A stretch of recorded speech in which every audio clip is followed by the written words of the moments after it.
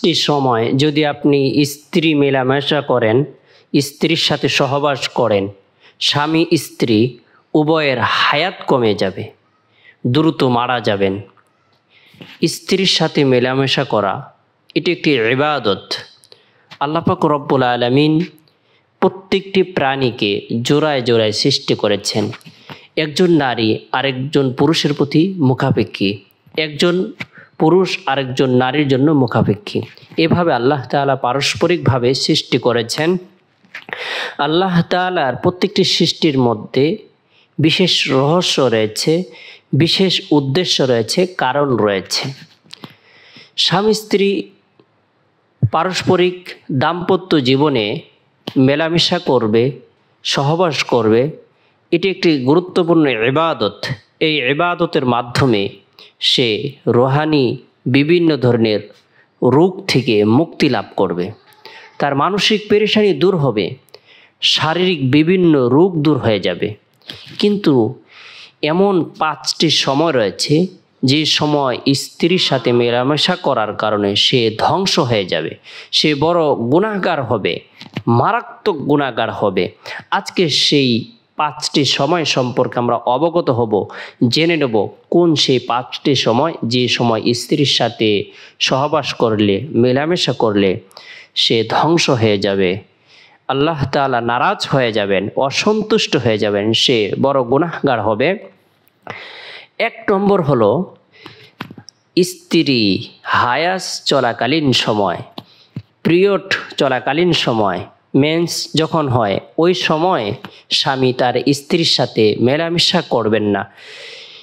সে মারাত্মক গুনাহগার হবে, শারীরিকভাবে ক্ষতিগ্রস্ত হবে, সে ধ্বংসের দ্বার প্রান্তে গিয়ে পৌঁছবে। তাই এই সময় স্ত্রী সহবাস করা থেকে বিরত থাকতে হবে। 2 নম্বর হলো বাচ্চা প্রসব হওয়ার পর মহিলাদের ঋতুস্রাবের মতো তার রক্ত প্রবাহিত হয়, এটাকে নেফাস বলা হয়ে থাকে। নেফাস চলাকালীন সময় সহবাস করা নিষেধ। সে গুনাহগার হবে, সে মারাত্মক গুনাহগার হবে যদি সে নেফাস চলাকালীন সময়, নেফাসের নির্দিষ্ট সময় সীমা হলো সর্বোচ্চ 40 দিন, সর্বনিম্ন কোনো নির্ধারিত নয়। এই সময়ের মধ্যে সহবাস করা মারাত্মক গুনাহের কাজ, সে ধ্বংস হয়ে যাবে। 3 নম্বর হলো পবিত্র মাহে রমজান মাসে রোজা থাকা অবস্থায় দিনের বেলায় সে যদি স্বেচ্ছায় সহবাস করে সে মারাত্মক গুনাহগার হবে, আল্লাহ তাআলা অসন্তুষ্ট হয়ে যাবেন, তার রোজা ভেঙে যাবে। 4 নম্বর হলো ইতিকাফ থাকা অবস্থায় পবিত্র মাহে রমজান মাসে শেষ দশকে আমরা ইতিকাফ করে থাকি, আল্লাহ তাআলার ঘর মসজিদে অবস্থান করে আল্লাহর ইবাদত বন্দেগী করে থাকি। আল্লাহ তাআলার ইবাদতের উদ্দেশ্যে আমরা নির্দিষ্ট একটি জায়গায় অবস্থান করে থাকি, আল্লাহর ঘর মসজিদের মধ্যে। কোনো ব্যক্তি যদি ইতিকাফ অবস্থায় সহবাস করে সে মারাত্মক গুনাহগার হবে, সে ধ্বংস হয়ে যাবে। 5 নম্বর হলো ইহরাম বাঁধা অবস্থায় সে যদি সহবাস করে ধ্বংস হয়ে যাবে। এই 5টি সময় স্ত্রীর সাথে সহবাস করা মারাত্মক গুনাহের কাজ, সে ধ্বংস হয়ে যাবে, শারীরিকভাবে ক্ষতিগ্রস্ত হবে এবং কি আখিরাতেও সে শাস্তির যোগ্য হবে।